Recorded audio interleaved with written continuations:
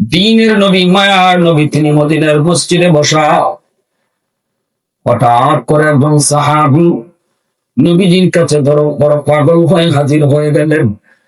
আল্লাহর নবী বলতেছেন, তারে খুসাইড দাও। নবীজির কাছে আসা মাত্রই নবী দেখতেছেন নবীর সাহাবী সাদ সালামি রাদিয়াল্লাহু তাআলা আনহু। নবীজি বলতেছেন, সাদ রে, এত পরেশান হয়ে নবীর দরবারে কারণ কি? সাদ সালামি তখন বলতেছে, ইয়া রাসূলুল্লাহ, আমি আপনার একটা হাদিস নিয়ে বড় বিপদে পড়েছি। রাসূল বলে, কোন হাদিস? কয় হাদিস কালা হলো আন-নিকাহু মিন সুন্নতি ফামান রাগিবা আন সুন্নতি ফালাইসা মিন্নি। বিবাহ করা আমি নবীর সুন্নত। স্বার্থ সামর্থ্য থাকা সত্ত্বেও যে বিয়ে করবে না, সে আমার উম্মত না, সে আমার দলভুক্ত না। এই হাদিস কেন আপনার নবী? নবীজি বলেন, স্যার, এই হাদিসটা তো আমার। সাদ সালামি বলেন, ইয়া রাসূলুল্লাহ, এই হাদিস নিয়ে আমি বড় পেরেশান নবী। আমার তো সামর্থ্য আছে বিয়ে করার, শরীরের চাহিদা আছে বিয়ে করার, কিন্তু আমি যেখানে বিয়ে প্রস্তাব দিই কেউ বিয়ে দিতে রাজি হয় না, কারণ আমার চেহারা ভালো না।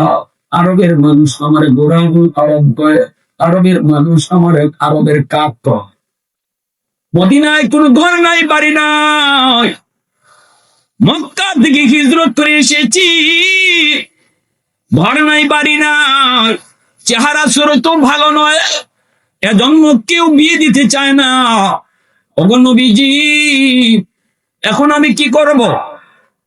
আপনি তো বলছেন বিয়ে করাই লাগবে যদি শরীরের চাহিদা থাকে। আমার কাছে যদি কেউ বিয়া না দেয়, এখন আমি কি করব? বিয়া না করে আমার চলে? আল্লাহ রাসূল বলেন, সাদরি, কেউ যদি বিয়া দিতে চায় না, কয় না। রাসূল বলে, যাও তুমি মদিনার অমুক জমিদার বাড়িতে একজন মেয়ে আছে, মেয়েটা বড় সুন্দরী।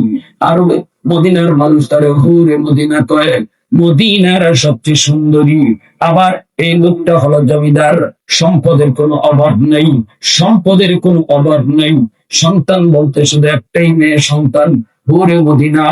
যা চাও, যা তুমি বিয়ের প্রস্তাব দাও, আর বইল, আমি রাসূল তোমাকে পাঠাইছি। সাহাবী দৌড় শুরু করে দিলেন, সাহাবী দৌড় শুরু করে দিলেন। আমরা এই চিন্তা করতাম, যাইতাম না, যাইতাম না, গেলেনি আবার মাইর খাই। গরিবের মেয়ে বিয়া দেয় না, কালো মেয়ে বিয়া দেয় না। আবার রসুল পাঠাইতেছেন জমিদার বাড়িতে, আবার নাকি মদিনার হুর, গেলেনি আবার মাইর খাই। কারণ আমাদের ইমান বড় দুর্বল, নবীজির কথার উপরে আমাদের ইমান এত এত সবল না। নবীজির কথা শোনার পরও আমরা দুর্বল। চিন্তা করতাম গেলে কি হয় না হয়। সাহাবায়ে কেরামের দিলের ভিতরে নবীর কথার প্রতি কি পরিমাণ ইয়কিন ছিল, বিন্দু পরিমাণ চিন্তা না। দৌড় শুরু করে দিলেন। বন্ধু সাহাবীরা রাস্তায় পেয়েছে, ও সাহাব, কই যাও? তো পাগল হয় জমিদার বাড়িতে। কার বাড়িতে? অমুক জমিদার বাড়িতে। কেন যাও? কয় তার মেয়ের জন্য বিয়ের প্রস্তাব লইয়া। সাহাবীরা জিজ্ঞেস করে, সাদ রে, ও সাদ, কার জন্য তুমি বিয়ের প্রস্তাব নিয়ে যাচ্ছ? সাদ সালামে বলতেছে, আমার লাগি ওই। সাহাবীরা কয়, সাদ রে, এটা কেমনে তুমি সাহস করেছ? নিজের চেহারাটা তুমি আয়নায় দেখছো? কয়, হ, ভালো করে দেখছি। জানো নি এই মেয়েটা কত সুন্দর? কয়, হ জানি, মেয়েটা মদিনার হুর। তখন কোন সাহস তুমি যাইতেছ? সাদ সালামি বলে, আমি যাই নাই গো, আমাকে পাঠানো হয়েছে। কে তোমারে পাঠাইছে রে সাদ? কে তোমারে পাঠাইলো? সাদ সালামি কয়, দু জাহানের বাদশা পাঠাইছে। আওয়াজ দিবেন না সুবহানাল্লাহ কইয়া? মদিনার বাদশা, মদিনার রাষ্ট্রনায়ক, আমার আপনার নবী, রহমতের নবী, দু জাহানের বাদশা আমাকে পাঠাইছেন। এই কথা বলতেই সাহাবীরা কয়, তাহলে বেটা দ্রুত যা, দেরি করিনি না, তাড়াতাড়ি যা। সুবহানাল্লাহ। কপাল তোমার খুলছি, যাইয়া দেখে জমিদার সে বাড়ির সামনে ইজি চেয়ারে বসা। সালামটা দিয়ে বলতেছে, আমি সাদ সালামি, আমি আপনার কাছে এসেছি বিয়ার প্রস্তাব লইয়া। কার লাগে? আপনার মেয়ের লাগি। মেয়ের বাপে কয়, পাত্রকে ডাক। সাদ সালামি মাথাটা নিচের দিকে দিয়া কয়, আমি ওই। ঘুরে মদিনার বাপের মাথা গরম হয়েছে। এ সাদ, নিজের চেহারা তুমি দেখছো নি আয়নায়? কয় হা। কোন সাহসে তুমি আমার মেয়ের জন্য প্রস্তাব দিয়েছো? সাদ সালামি তখনও কয় আমি প্রস্তাব দেই নাই গো, আমাকে দেওয়ানো হয়েছে। সুবহানাল্লাহ। কে তোমার দেওয়াইলো?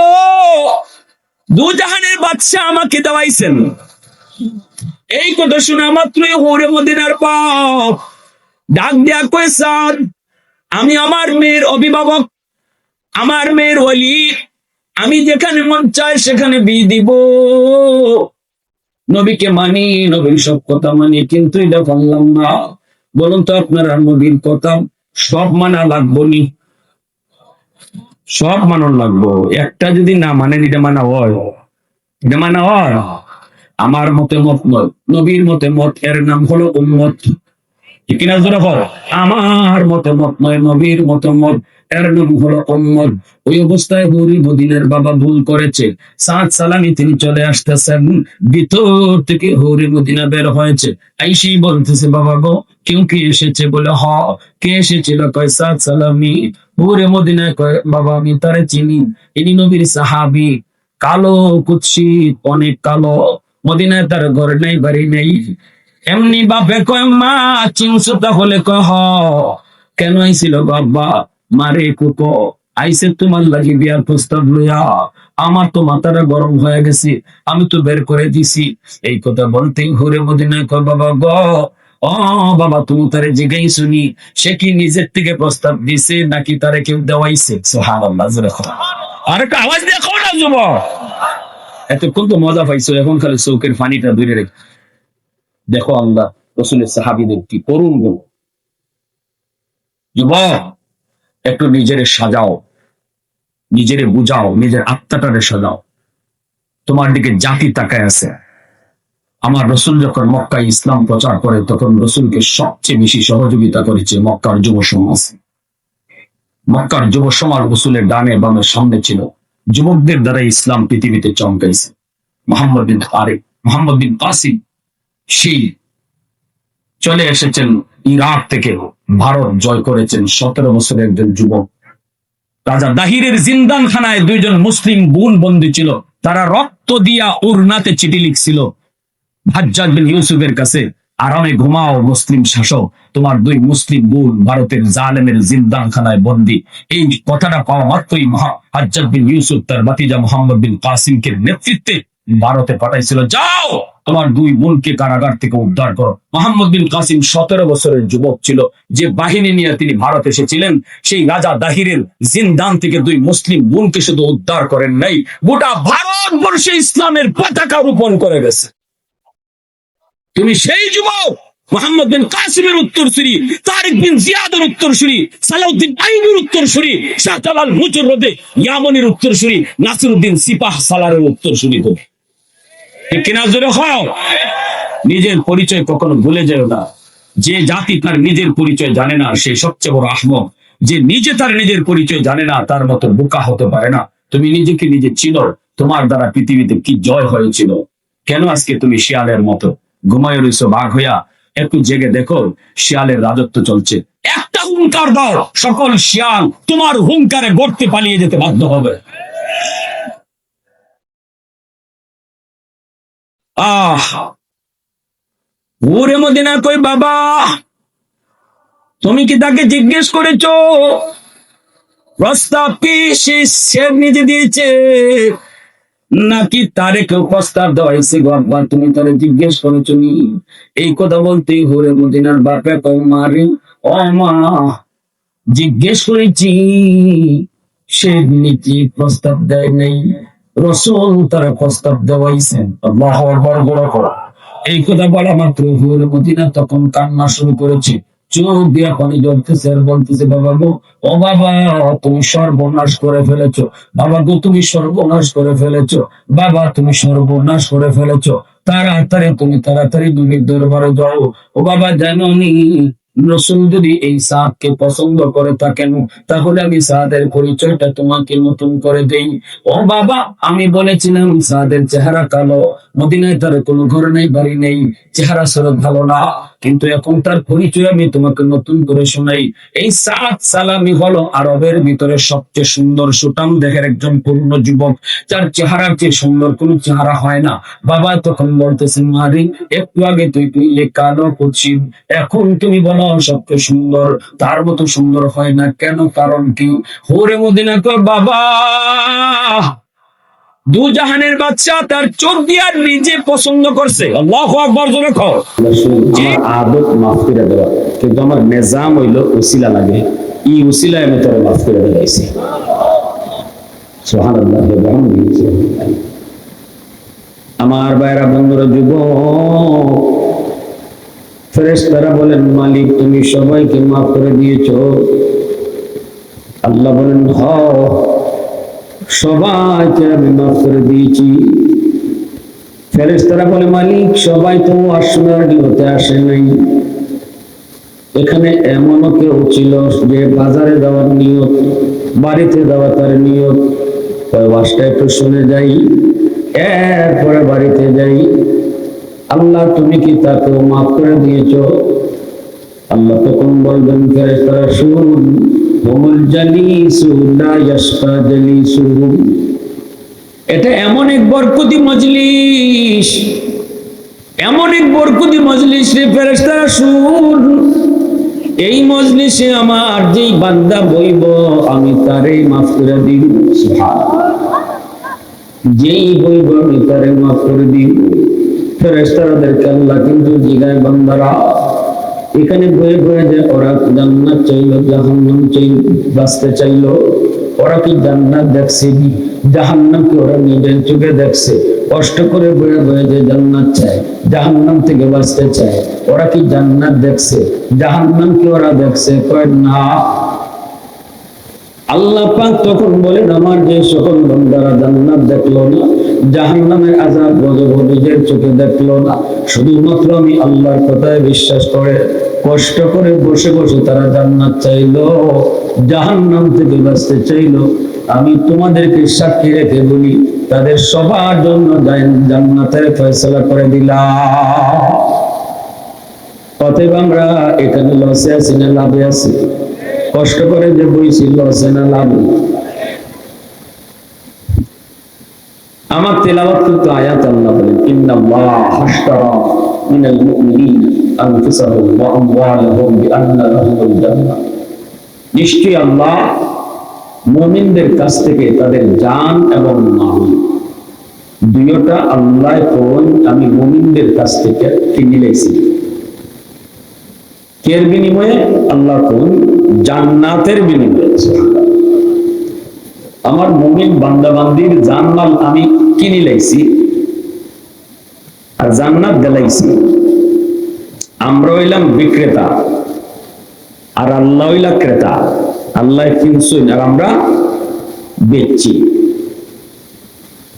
জানমাল আল্লাহর কাছে বেচা হয়ে গেছে। এই বেচা কিনা তো আপনারা রাজি নেই, বলে মাথা লাগানো ঠকছেন না আপনি, বেচা জিতছই। কারণ জানমাল বেশি দামি না জান্নাত বেশি দামি? জোরে পাবো। আল্লাহ আমরা কম দামি জিনিস নিছে আর বেশি দামিটা দিছে, ঠিক না? তাইলে আমরা বেচতে কোনো অসুবিধা নেই। মানুষ তো বেচে না যখন দেখে লস, কিন্তু যখন দেখে লাভ তখন তো বেচতে অসুবিধা নেই। জান্নাত হইল দামি আর জানমাল হইল কম দামি। আল্লাহ আমাদের কম দামি জিনিস নিছে আর বেশি দামের জিনিস বেড়াইছে। গায়ে চিল্লা কেন দিছে?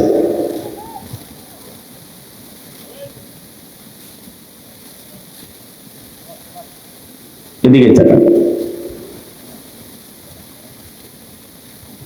এই যে জান আর মাল আমরা আল্লাহর কাছে বেচলাম, এখন যে আমার আপনার দখলে আছে এই জান মাল, আমার জানটা, আমার মাল, আমার জান, আমার দেহ, এগুলার মালিক তো আমি না। মালিক কেনা? আল্লাহ। আমি যদি আল্লাহর মাল ঠিক মতো বুঝাইয়া দিতাম পারি, আল্লাহও আমরারে জান্নাত ঠিক মতো বুঝাইয়া দিলাইবা, ঠিক না নি ভাই? আল্লাহ যে জান্নাত আমরারে দিবা, এই ব্যাপারে কোনো সন্দেহ আছে?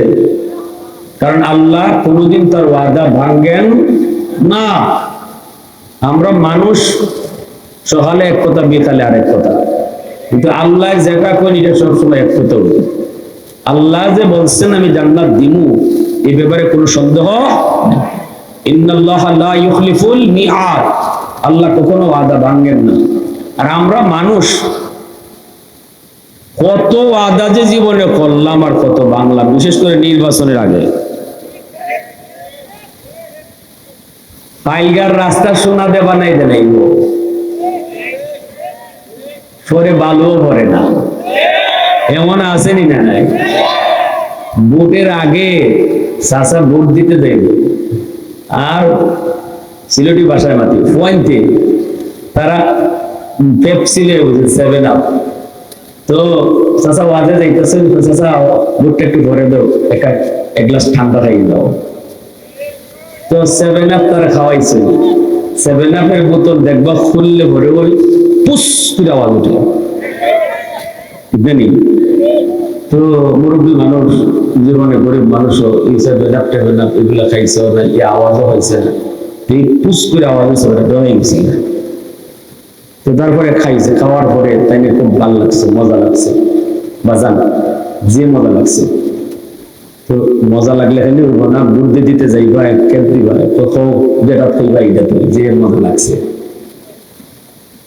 দেলাইও সাপ্তিত, দেলাইও সাপ্তিত, তো বেটা সাপ্তিত ভোট দিয়ে আইয়া বাজান তোমরা কথা মতো সাপ্তিত দিয়ে আইছি, তো খুব ভালো করছো, কত বাজান আরেক কাপ দিবানি, আরেক গ্লাস কিতাব। এরা বুঝে বুঝি যাওয়ার আগে যে খাওয়াইছিল কিতা বুঝাই হোক, তোর বাবার নাম জানি না রে বাবা, ওই যে পুস করে উঠছিল, তখন দেখুন ও এটা বুটের আগেও ফুস করে, বুটের পরে আর ফুস করে না, ঠিক না? নি আমরা হালত তৈরি এরকম, ভোটের আগে যত কদর, যত মাত, যত ওয়াদা, ভোটের পরে ট্যাঙ্গের লাগালো পাওয়া যায় না। আমরা মানুষের কাছে, কিন্তু আল্লাহ যখন যা ওয়াদা করেন বিন্দু পরিমাণ ওয়াদা ভাঙ্গেন না। আল্লাহ আমাদের সাথে ওয়াদা করছে, জানমাল আমি তোমরা কিনে লাইছি, আমি যখন চাইবো আমার দেলাই পাই, আমিও তোমরা জান্নাত দিয়ে লাইব। আমরা যদি আল্লাহরে জানমাল বুঝাইতাম পারি, মরতে দেরি জান্নাত খাইতে দেরি তো না। কোনো সন্দেহ আছে? এখন আপনারা প্রশ্ন করবেন, হুজুর আল্লাহ আমাদের জানমাল কিনলেন কেন? এই লস দিয়া?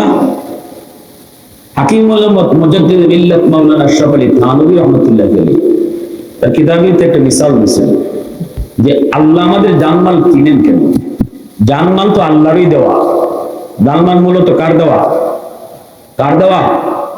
আল্লাহর দেওয়া জিনিস আল্লাহ আবার কিনেন কেন? প্রশ্ন জাগে কি জাগে? এটা মিসাল দিয়েছেন থানভী রাহমাতুল্লাহ। তিনি কোন ভালো করে মিসালটা বুঝছেন, খুব সুন্দর একটা মিসাল। এক বাপের 4 ফুটা ছিল, 4 জন মানে 3 জন বালা, কিন্তু একটা বড় বেজাত, ইয়ে মদ খায়, গাঞ্জা খায়, জুয়া খেলে। বাপের মরবার আগে 4 পুত্রে সম্পদ বন্টন করে দিয়ে গেছে, অনেক সম্পদ পাইছে এক একজন। কিন্তু যে ফুলার অভ্যাস খারাপ ছিল, ইয়ে করছে কি তার কয়েকদিনের ভিতরেই সম্পদ যা ছিল সব বেচা শুরু করছে। কারণ যারা জুয়া খেলে এর সম্পদ রাখতে পারে না, ঠিক না? জুয়া যারা খেলে এর সম্পদ রাখতে পারত না। যারা খায়, ইয়াবা যারা খায়, বাবা খায়, এক টাকা না পাইলে মার গলা ছুরি ধরে নিব, বাবা যদি না খাইতে হবে ছুরি লাগাই দেব। নেশা, এই নেশার জগতে ফুইয়া ভালো ঘরের বহু ফুলাফান নষ্ট হইতেছে, রন্ধ্রে রন্ধ্রে ঢুকে গেছিল। হুজুর আমার ফুটি কিতা পাগলা বড়ি খায়, না দিলে পরে ভালো যায়। বাপ মা তো আর বড়ি ছিলেন না, নাম কিতা পাগলা বড়ি, তুই ফুলাও পাগলা বড়ি খবর। অল্প দিনের ভিতরে সম্পদ সব বেচে কিনে শেষ। এখন মানুষের কাছ থেকে খালি ঋণ আনে, কর্জা আনে। আর মানুষও দেয় তার বাপের কথা চিন্তা করে, যে বাপ একজন সম্মানী মানুষ অবশ্য আছে, তেমনি কর্জা আনার পরে কর্জা টাকা আর ফেরত দেয় না, জিগাইলে আরো উল্টা ফিকা ফুল। আমাদের সমাজেও কিছু মানুষ আছে কর্জা টাকা যে দেওয়ান লাগে এটা বুঝই না। আর এই কর্জা টাকা না দেওয়ার কারণে সমাজে খরচ দেওয়াও উঠিয়েছে। ঠিক হইল, ঠিক না হইল ঠিক? আমি নিজেই বুঝতে পারি কর্জা টাকা উঠছে কেনে, এটা আমরার দোষে। সমাজে এখন খরচ দেওয়া বন্ধ, যে দেওয়ার ক্ষমতা আছিল এর দ্বারা গেছে নাই। আর সুদ কুরকল যারা আছে এরা সুদের টাকা লইয়া হয় ইবায়াও ইবায়াও ইবাই ভাইতায় ওবা আইলে পরে এর ঘরে রশি দিয়ে বান্ধে এর পরে 10,000 20,000 20,000 30,000 দিতায় না, একবার লটকাই নিবা গাছের সাথে। সুদের ব্যবসা কারা করে? যারা পাওয়ার আছে আর কসকসে টেকা আছে, বাজারের মাঝে দুইটা গাছের সাথে যে বাঁধতে পারে, ইয়ে সুদের ব্যবসা করে। কটায়ার মধ্যে সুদের ব্যবসা করে না, সুদের ব্যবসা করে যার ইজাত পাওয়ার আছে। তো সমাজে সুদ বাড়ছে কেন? খরচ উঠে যাওয়ার কারণে। খরচ উঠছে কেন?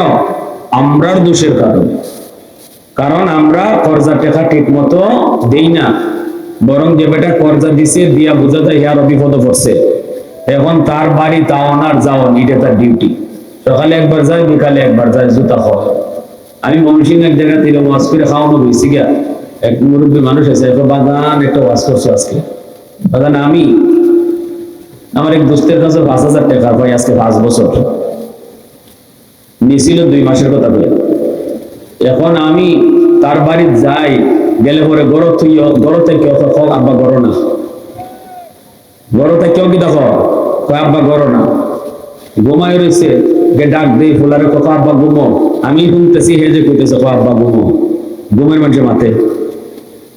তো এই তাল বাজারও পাই না, বাড়িতেও পাই না। একদিন হয়ে গেছি বাজার, পাইছি পরে দেখি দোস্ত হতে সাথে চা খায়। তো আমি কি করলাম, দোস্ত দে না টেরা, আমি কোনো বিপদ আছে তোরে, তো তোর বিপদের সময় দিছিলাম, এখন দোস্ত আমার টেকাটা একটু দে, আস্তে আস্তে দে। কয়েক মিয়া তুমি তো কোনো বেজ্জত নিয়ে সেই ইজ্জত বুঝো না, তোমার মতো আমি বেজ্জত দিই, ইজ্জত করে ইজ্জত ও তোমার মতো আমি বেজ্জত দিই।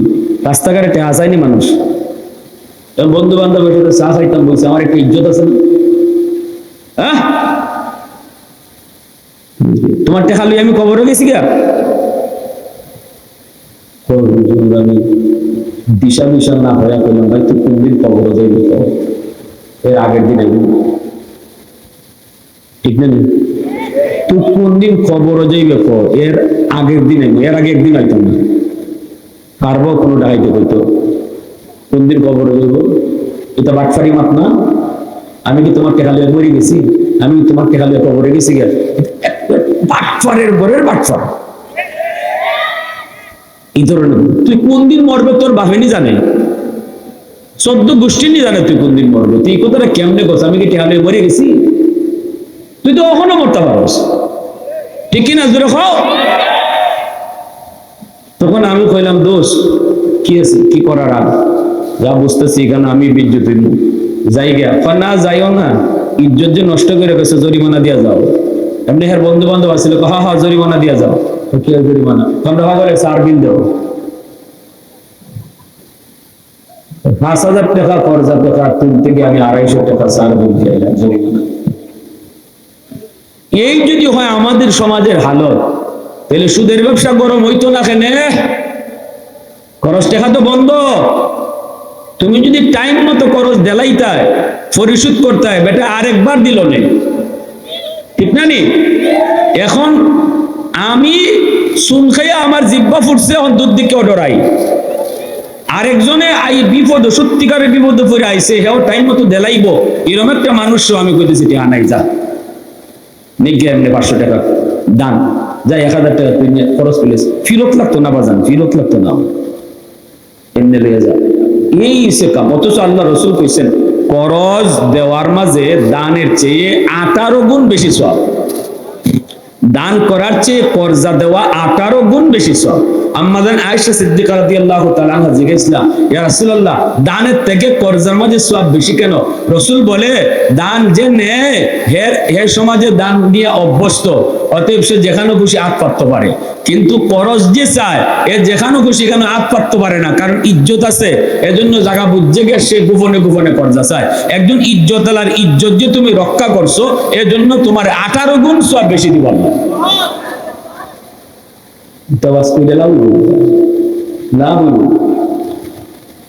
এখন এই অসুবিধা দিতেছে আপনাদের। এখন এই বাপের ফুট যেটা জুয়া খেলে, ইয়ে খালি বেছে, সম্পদ খালি বেছে। মানুষের তার বাপের কাছে বিচার দিছে, অমিয়া তোমার ফুয়ার কারণে তোমার ফুয়ায় আমার কাছে অত টাকা নিয়েছে, এখন দেয় না। আরেকজন আয়, আর বিকালে আরেকজন আয়, সন্ধ্যা সময় আরেকজন আয়, দুপুরে আরেকজনের বাপ হচ্ছে বিপদে। ইজ্জত সম্মানী একজন মানুষ ইজ্জতের কারণে সম্মানের কারণে এখন ঘর থেকে বের হতে পারে না। ছেলের ডাকে আনবার বলতেছে, বাজার তোর কারণে আমি এখন ঘর থেকে বের হওয়া সম্ভব হয় না। আর কত বাপের ইজ্জত তুই নষ্ট করবি?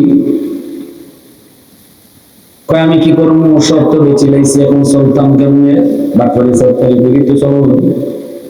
বাপে কয়, নে তোর একটা গাই দিলাম কিনা, দুধের গাই। এই দুধের গাইটা তুই পালবি, দুধ খাইবি, দুধ বাজারে বেচবি। এমন একটা দুধের গাই 1 লক্ষ টাকা দিয়ে বাপে কিনে দিছে। দিয়া কয়, এটা তুই খাইতেও পারবি, দুধ বাজারে বেচতেও পারবি, তোর সংসারটাও সুন্দর চলবে। সম্পদ তো তোর কম দেই না, অন্য ছেলেদের সমানই তোরে দিয়েছিলাম, কিন্তু তোর তো অভ্যাস বড় খারাপ। তুই তো বেসুন না অভ্যাস নিয়ে তোরে আমি এখন আব্বাই আরেকটা আমার পক্ষ থেকে 1 লক্ষ টাকা দিয়ে একটা দুধের গাই দিলাম। এই দুধের গাইটা তুই ঠিক মতো ফালিস, সংসারও চলবে। ঠিক আছে আব্বা। রশিটা নেওয়ার পরে বাপে কয়, বাবা শুন, রশি তো দর্শক ঠিকই, কিন্তু বাপের তো ভয়, তোর পুরান অভ্যাস নিয়ে আবার জাগিয়ে উঠে বেসুন না অভ্যাস। এই গাইটা নিয়ে আবার বাজারে তোলস। কয়, না আব্বা, গাই আর বেচতাম না।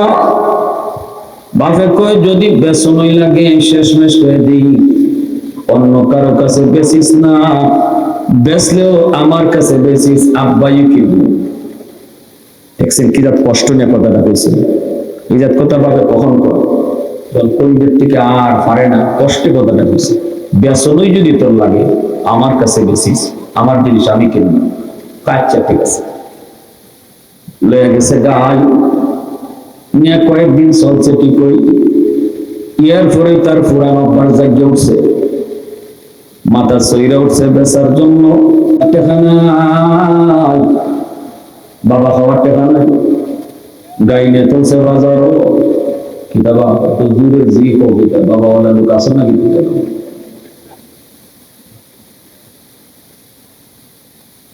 ঈদের নাই এমন করল না, জি না। যে ভাই হামাইছে গ্রামে গঞ্জে, হইয়া লাভ নাই। রাত্রে যাই তো আমরা দেখি রাস্তাঘাটও ভাইয়া কিতা যে করে তাও বুঝিনি। কত আয়োজন যে করণ লাগে এটা খাইতে। এর ফরও খায়, এর ফরও এটা সুদা সাতটা যদি বিড়ির মতো হইতো তাও বুঝতাম যে না, সুদা টানলে গেছে। সি সি সি সি টেকা টেকা সময়ের সময় আবার আয়োজন, হিতানো হিতানো, ইবাই জ্বালাও ইবাই জ্বালাও।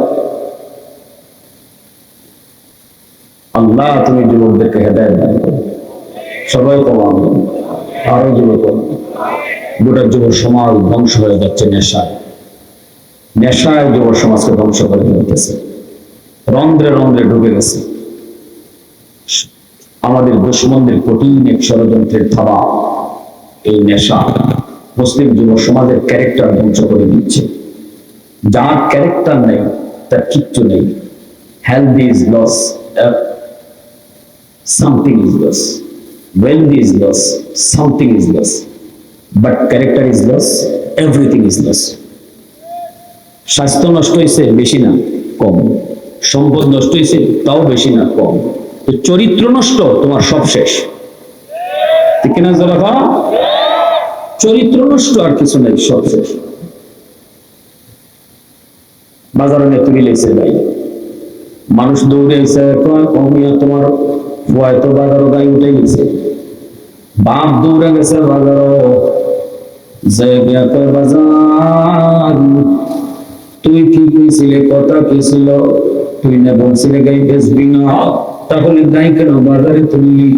এমনি ভয় কয় আমার গাই আমি বেচবো, তোমার জিগাইতাম কিতা? এবার কথা বেচতে চাইলো আমার কাছে বেচার কথা, আমার গাই যার কাছে খুশি তার কাছে বেচবো, তোমার কাছে কি আমি বান্দানি? ঠিক আছে নিয়ে তাহলে আমি কিনবো, ওর দাম কত? তোমার কাছে বেচতাম না, দেখো বাপরে কি তোমার কাছে বেচতাম না, বাপে তো কেনে বেচবে না, তোর গাড়ির দাম কত উঠছে? 70,000। বাপে কয় নে তোরে নগদ দিলাম 80,000। এই যে বাপের সন্তানের কাছ থেকে আবার কিনতেছে, কোন জিনিসটা কিনতেছে, কোন গাইটা কিনতেছে? যে গাইটা বাপের সন্তানকে দিছিল। কেন কিনতেছে? কারণ ফুয়ার অভ্যাস খারাপ, বেশি লাইতেছে আরেক জায়গায়। ঠিক তেমনি আল্লাহ পাক রব্বুল আলামিন তোমার আমার আল্লাহ পাক দান দিয়েছে, দান দিয়ে আল্লাহ পাক কয় বান্দা এই জান আমি তোরে দিলাম, কিন্তু কারো কাছে বেচিস না, বেচার চিন্তা করিস না। এই জান তুই শয়তানের কাছে বেচবি না, নেতার কাছে বেচবি না, নেত্রীর কাছে বেচবি না। একান্ত প্রয়োজনই যদি তোর বেচতে হয়, অভ্যাস যদি তোর খারাপ হয়, তোর পুরান অভ্যাস যদি জেগে উঠে, আমি আল্লাহর কাছে বেচিস, আমি কিনবি। সুবহানাল্লাহ। আল্লাহ যখন দেখি আমরা মানুষ অভ্যাস খারাপ, আমরা আমাদের জান বিক্রি করে ফেলতেছি, আমরা আমাদের জান মাল দোকানও বেশি লাইতেছি, আমরা দুনিয়াতে বেশি লাইতেছি, নেতার কাছে বিক্রি করে ফেলতেছি, নেত্রীর কাছে বিক্রি করে ফেলতেছি, শয়তানের কাছে বিক্রি করে ফেলতেছি। তখনই আল্লাহ পাক কই বান্দা বেচিস না, বান্দা বেচিস না, আমি আল্লাহ জান্নাতের বিনিময়ে তোর জানমাল আবার কিনে নিলাম। আওয়াজ দেয়া কও না সুবহানাল্লাহ, আর জোরে কও সুবহানাল্লাহ। এজন্য আল্লাহ পাক রব্বুল আলামিন কয় বান্দা শুন, এই জানমাল আবারও কিনলাম, কিনে আবারও তোর কাছে আমানত রাখলাম। আমি এই জানমাল আমার হাতে কবজায় নিলাম না, আবারও তোর কাছে আমি আমানত রাখলাম। সাবধান, যখন চাই তখন দিয়ে দিবি। অতএব এজন্যই এই জানের মালিক আমি না, জানের মালিক হলেন আল্লাহ। জানটা নিজের ইচ্ছা মতো কাউকে দেয়া যাবে না, এমনকি নিজের ইচ্ছা মতো নিজের জানটাও নিজে নেওয়া যাবে না, কারণ এই জানের মালিক তো আমি না, বেচা হয়ে গেছে মালিককে। এজন্য সুইসাইড করা হারাম, আত্মহত্যা করা হারাম, বিষ খাওয়া হারাম, ফাঁসিতে ঝুলে যাওয়া হারাম। কেন? কেউ এই কথা করার কোন সুযোগ নেই, আমার জান আমি নিব, আমার জান বলার কোন সুযোগ নেই। মালিককে, মালিক আল্লাহ। অতএব তুমি ফাঁসিতে ঝুলতে পারো না, বিষ খাইতে পারো না। কেউ যদি নিজে নিজে আত্মহত্যা করে, সুইসাইড করে, আল্লাহ তারে বরদাস্ত করে না, আল্লাহর অভিশাপ তার উপরে শুরু হয়। এই মানুষটা জাহান্নামী, এমনকি শরীয়তের বিধান তার জানাজা পড়বে না, ইমাম সাহেব জানাজা পড়বে না, উলামায়ে কেরাম জানাজা পড়বে না। গোপনে গোপনে তারে জানাজা দিয়া তাড়াতাড়ি তারে দাফন করো, কারণ আল্লাহ পাকের অভিশাপ তার উপরে। এরে যুবক, এ যুবতী, ও আল্লাহর বান্দি, দুনিয়ার নগণ্য কষ্টে পইরা তুমি যে নিজের জানটারে নিজে শেষ করে দেওয়ার চিন্তা করেছো, তুমি তো জানো না মরার পরে তুমি কত কষ্টে গিয়ে পড়ছো। দুনিয়ার কষ্ট কিন্তু তোমার জন্য নগণ্য ছিল, মরণের পরে যেই কষ্ট, সেই কষ্টের তুলনায় দুনিয়ার কষ্ট কোনো কষ্টই না। জাহান্নামের আযাব, জাহান্নামের কষ্ট, জাহান্নামের আযাব, ওই আযাবের তুলনায় দুনিয়ার কষ্টটা ছিল বড় নগণ্য। কিন্তু তুমি এটা বুঝো নাই, না বুঝে তুমি এমন কঠিন বিপদে গিয়ে পা দিয়েছো। ভাইরা বন্ধুরা, এজন্য আল্লাহ পাক রব্বুল আলামিন কয় শুনো, আমি আল্লাহ তোমাদের জান্নাত কিনে নিয়েছি, আমি যখন চাইবো তখন আনবো। এর আগে সাবধান, তুমি কারো কাছে বেচছো না, নিজে নিজেও নষ্ট করো না। চামড়ার মধ্যে যে তুমি আগুনে ফুইরা প্রেমিকার নাম লেখছো, কার কথায়? চামড়া মালিক কেডা? এই যুবক মাথা না কেন? আল্লাহ আগুন গরম করতেছে, শীত গরম করতেছে, শীত। যারা চামড়া ফুটছো শীত গরম করতেছে আল্লাহ। এই চামড়ার মালিক তুমি না, মালিক আল্লাহ। এই চামড়ার উপরে সামান্য জুলুম করবা, বিচার হবে আল্লাহ আদালতে। আমার চামড়া কোয়ার কোনো সুযোগ নাই, আমার বডি কোয়ার কোনো সুযোগ নাই, আমার জান কোয়ার কোনো সুযোগ নাই। এজন্য আল্লাহ যখন চায় তখন দিয়া দিবা, আল্লাহ যখন চায় তখন দিয়া দিবা। আল্লাহ চাইছে দিয়া দিছে শহীদ উসমান হাদি, আল্লাহ তার শহীদের কাতারে নাম লেখাইয়া দিছে। আল্লাহ চাইছে সাহাবায়ে কেরাম দিয়া দিছে, আল্লাহ চাইছে সুহাদায়ে কেরাম দিয়া দিছে। আল্লাহর কাছে দামি হয়ে গেছে, কারণ তারা ভালো করে জানতো এই জানমালের মালিক তো আমি না, মালিকের ডাক দিছে, মালিকে তার জিনিস চাইছে, অতএব দেরি করা যাবে না। শহীদ উসমান হাদির কলিজায় তো আল্লাহর ভয় ছিল, শহীদ উসমান হাদির কলিজায় তো আল্লাহর প্রেম ছিল। ঢাকা ইউনিভার্সিটিতে পড়িরা যদি আল্লাহর এসে খুশি রাখতে পারলো, তুমি কেন পারবা না যুবক? তোমাকে বলি না মাদ্রাসায় ভর্তি হয়ে যাও, তোমাকে বলি না তুমি মুফতি সাহেব হও, তোমাকে বলি না তুমি হাফেজে কোরআন হও, তোমাকে বলি তুমি কলেজে পড়ো, তোমাকে বলি ভার্সিটিতে পড়ো, তোমাকে বলি ডাক্তার হও, তোমাকে বলি পাইলট হও। ওয়েলকাম তোমাকে। সব যদি মুফতি সাহেব হয় পাইলট হবে কে? সব যদি ডাক্তার, সব যদি হাফেজে কোরআন হয় ডাক্তার হবে কে? একটাই শুধু তোমাকে বলবো, যেখানে থাকো সেখানে দিলে আল্লাহকে বসায় রাখো।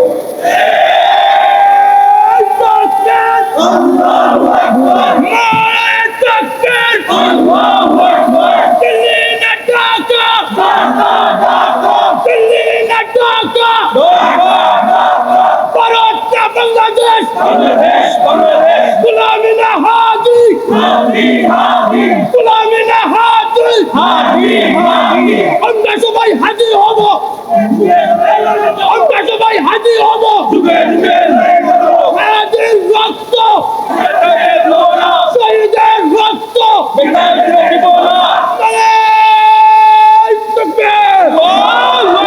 হ্যাঁ যুবক শোনো, তোমার পথ দুইটা, সামনে পথ দুইটা। আল্লাহরে খুশি করতে হয় না শয়তানরে খুশি করতে হয়? পথ দুইটা, ওই শহীদ উসমান হাদি হইতে হয় নাকি খুনি ফয়সাল হইতে হয়? পথ তোমার সামনে দুইটা। তুমি যেখানে থাকো, যেখানে থাকো, যে অবস্থায় থাকো, ওয়েলকাম তোমাকে। শুধু একটা কথাই বলবো, উসমান হাদি যেভাবে আল্লাহর ভয় কলিজায় নিয়ে চলছে, আল্লাহর প্রেম কলিজায় নিয়ে চলছে, এভাবে চলো, মরো অমর হয়ে থাকবা, সারা দুনিয়া তোমার কথা লাভ করবে। এমন জীবন তুমি করহে গঠন, মরিলে হাসিবে তুমি, কাঁদিবে ভুবন। রক্তের সম্পর্ক নাই এমন মানুষ কাঁদতে কাঁদতে অস্থির হয়ে গেছে। ভাইয়ের জন্য ভাই অত কাঁদে না, এখনো পর্যন্ত তার কবরের পাশে যে কান্না মানুষে কাঁদে। কারণ কি? তার দিলে ছিল আল্লাহর প্রেম, আর দিলে ছিল খাঁটি দেশ প্রেম। বেজাইল্লা না, বাংলাদেশে বেজাইল্লা দেশপ্রেমিকের অভাব নাই, ঠিক কিনা? মুখে দেশপ্রেম, মূলত দেশপ্রেম না, মুখে তার মধু, ভিতরে হইল বিষ। ভিতরে কি দা? উপরে লাগাইছে লেবেল মধু, আর বোতলের ভিতরে বিষ। ইরম বেজাইল্লা দেশপ্রেমিকের সংখ্যাই বেশি, দালালে ভরে গেছে। ভারতীয় দালাল মুখে বলবে দেশপ্রেমিক, মূলত সে ভারতের বহুত বড় দালাল, বহুত বড় এজেন্ট।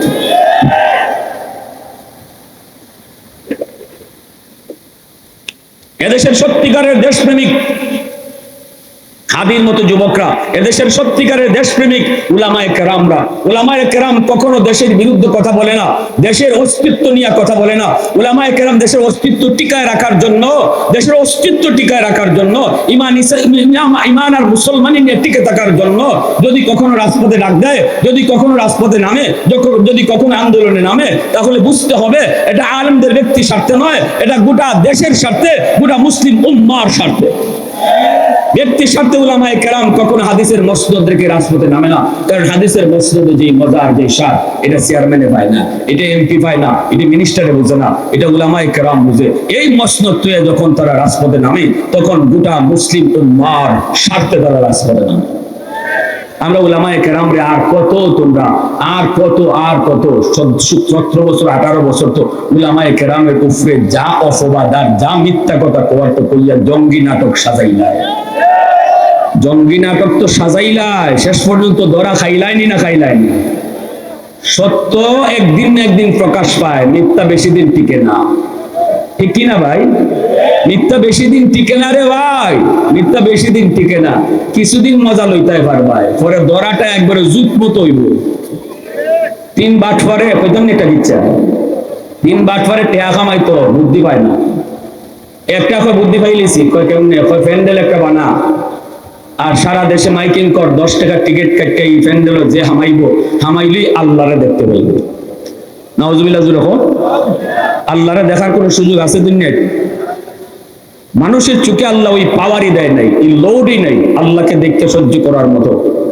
কিন্তু জান্নাতে যাওয়ার পরে জান্নাতীদের চোখে আল্লাহ অতিরিক্ত লোড দিয়ে দিবে, যে লোড দেওয়ার কারণে আল্লাহকে দেখতে তার চোখ সহ্য করতে পারবে। মেমোরিতে আপনার লোড নেওয়ার ক্ষমতা যদ্দূর আছে এর দূরই তো নিবে, অ্যাকসেপ্ট করবে, এর বাইরে তো নিবে না। মুসা আলাইহিস সালাম একবার খালি ফেস লাগাইছেন আল্লাহর কাছে, আল্লাহ আমি তোমারে দেখতাম। আল্লাহ কইলেন লান তারানি, আমাকে দেখা যায় না। তো আল্লাহ পাক আমারে দেখা যায় না, মুসা নবী ওখানে দেখতাম। আল্লাহ কোন দেখা যায় না মুসা, মুসা কোন না বললো আমি দেখতাম। আল্লাহ করতে হরাই করতে গেল, ও তুর পাহাড়ে যাও, তোমার কারণে মানুষের ক্ষতি হইতে, তুর পাহাড়ে যাও। মুসলমান তুর পাহাড়ে গেছেন, গিয়ে দেখুন সাপের কাতারে সাপ, শিয়ালের কাতারে শিয়াল, বিড়ালের কাতারে বিড়াল, বাঘের কাতারে বাঘ, হ্যাঁ, পিঁপড়ার কাতারে পিঁপড়া, তুর পাহাড়ে যেতেছে। ফেরেশতা একজনে এলান দিতেছে, এই গোটা এরিয়া দিয়ে পার করা হলো আল্লাহর পক্ষ থেকে, তোমরা যত প্রাণীরা আছো তাড়াতাড়ি তুর পাহাড় ছাড়ো, কারণ মুসলমান ফেস লাগাই দিছে। তখন এই অবস্থায় মুসলমান হুন্নে ফেরেশতারা জিজ্ঞাসা, কি মিছি ঘটনা কিতা? ফেরেশতারা কই ঘটনা ঘটাইছেন আপনি, এখন দেখুন কিতা কিতা, আপনি যে আল্লাহরে দেখতে পেয়েছেন, আল্লাহ বাকি গোটা এলাকারই একোয়ার করছে, সব প্রাণীদেরকে সরে যেতে হয়েছে। তো কেন বলে, একটু পরে তুই পাহাড় আগুনে জ্বলবো, আপনার কারণে পিঁপড়ার ক্ষতি, এটা তো আমরা চাই না, দেয়ালের ক্ষতি, এটা তো আমরা চাই না, এই জন্য এরা হত্যা করে। প্রাণীরও একটা আরেকটা রকম, তাড়াতাড়ি বাড়বো, মুসানবী আল্লাহরে দেখবো করে ফেস লাগাই দিছে, বেড়া লাগাই দিছে। এখন মুসানবী আল্লাহ মাফ চাই, আমি যে আবদার করছিলাম উদ্ধ করলাম। ফেরেশতারা কয় আল্লাহ আপনাই যা ওই ধরে নিছে। এখন খালি দেখুন 70,000 লোকের পর্দা থেকে আল্লাহ একটা পর্দা খালি সরাইছে, গোটা তুল পাহাড় আগুনে জ্বলছে। আল্লাহ শুধু একদূর কইছে, আগুন সাবধান, আবার মুসার একটা পশম পর্যন্ত জ্বালাবি না। এখন এই তিনও বাটফারে যে সারা দেশে মাইকিং করলো, আল্লাহ দেখা যায় 10 টাকা টিকিট কাটলে, এই দেশে নাই আলিম উলামা। মানুষে কেমনে বুঝতো যে দুনিয়ার থাকতে যে আল্লাহ দেখা যায় না? আলিম উলামা থাকলেন না, আলিম উলামারা এটা বোঝায় কোনটা মারা যায় কোনটা মারা যায় না, কোনটাতে আল্লাহ খুশি হয় কোনটাতে আল্লাহ বেজার হয়। এটা তো উলামায়ে কেরাম থাকলেন না, মানুষে বুঝাইতো। আর এই বুঝটারে কেউ উল্টা বুঝে, কেউ কোন আরে মেসাব বলতে বলে সিয়ারও বইবার লাগি না, মেসা বলতে চেয়ারও বইবার লাগে না। মেসা বল তুমি সরকারে তোমার চেয়ারও বইয়া রাখতে চায়, কারণ তুমি যেই পথে হাঁটতেছো এই পথে হাঁটলে পরে আল্লাহর গজব আইব, আল্লাহর গজব আইলে তুমি সরকারও চেয়ারে বই থাকতে পারতায় না। এজন্য তোমার চেয়ার বাঁচাইবার লাগে আলেমরা কথা কয়, বুঝুন উল্টা। সারা দেশের মানুষের টিকিট কিনছে, টিকিট যদি লাগিয়ে যায় টিকিট ত্যাগ করো, 10 টাকা টাকা আনিবা আল্লাহরে দেখবার থেকে। দেখুন না বাংলাদেশে কিছুদিন আর পরে এই কি বাইর হয় না, লটারি বাইর হয় না, এখন মনে বন্ধ হয়েছে। আগে খুব বেশি আছিল, 40 লাখ কি মারাবে, মারতো তারা বাইকে। আর 40 লাখ লটারি হই না, রিক্সাওয়ালা রিক্সা আটকাইয়া গিয়া হয় কত টাকা পুরস্কার, এক নম্বর 40 লাখ ওদের জীবন করেছে কামা, রিক্সা চালাবি না, আমারে দেখতে, আমার বউরে দেখতে, আমার হৌরিয়ে দেখতে, সারাদিনে কামাইছে 200 টাকা, 200 টাকা টিকিট উঠে দিচ্ছে সব। এরকম ভাবে সারা দেশের মানুষের টিকিট কিনছে। বাদশাহ কয় আমার লাগেও কিন, বাদশার বউ কয় আমার লাগেও কিন। নির্ধারিত তারিখে গেছে সবাই, আল্লাহ দেখতো। প্যান্ডেলের ভিতরে ডুববো আগে কেডা? বাদশাহ কয় আমি যার আগে কই মুখে ডুববো। মন্ত্রীরে পাঠাইছে, তুই যা। মন্ত্রী আগে ঢুকছে, ঢুকে সে ডানে বামে সামনে পিছনে খুঁজে, আল্লাহ নাই। আল্লাহ হইতে বলতে আল্লাহ তো নেই। এখন খালি বাইরিব, বাইরে কইব যে আল্লাহ নাই, শুরু হইব ফিটা বাটপাড়া বলবে, কারণ আর্মি টার্মি রেড পুলিশ সব রেডি। এমনি বাটপাড়া মাইক কয়, শুনেন সবাই আল্লাহ দেখতে পাইব, কিন্তু যার বাপের ঠিক নাই এ আল্লাহ দেখতে পাইতো না। মন্ত্রী এটা ভুল না কয় ইন্না লিল্লাহ, এটা কিতাব হয়। এখন যদি বাইরে আমি কই আল্লাহ দেখছি না, তাহলে পাবলিকে কইব আল্লাহ দেখবাই না, পরে তোমার বাবের নেই, ঠিক আছে দেখো, ঠিক না? নি লাগাইছে নি বেশ, যা আছে কপালো মিশা চালাই দিন। বাদশা সহ সবাই যখন জিজ্ঞেসে ফিরে বাসার দিকে আমাদের আয়, আল্লাহ দেখছো? স্যার যে সুন্দর আল্লাহ দেখা যায়। হাসা কইছে না মিশা কইছে? হ্যাঁ, বাদশা কয়ে রাখ, এখন আমি বাদশাকে ঢুকছে, ঢুকে ডাইনে বামে সামনে পিছে উপরে তলে সব জায়গায় চায়, আল্লাহ নাই। এখন বাদশা বাইরে ওখানে শোনেন, বাচ্চারা বাইরে বার সময় ওই যে মাইক করে সবাই আল্লাহ দেখতে পাইব, কিন্তু যার বাপের ঠিক নেই হে আল্লাহ দেখতে পাইত না। এখন বাদশায় কইবে আমার তো 100% আমার জন্য বেজন আছে, নাইলে আমার আগে মন্ত্রী আল্লাহরে দেখছে, আমি কেন দেখলাম না? কথাটা বুঝেছি?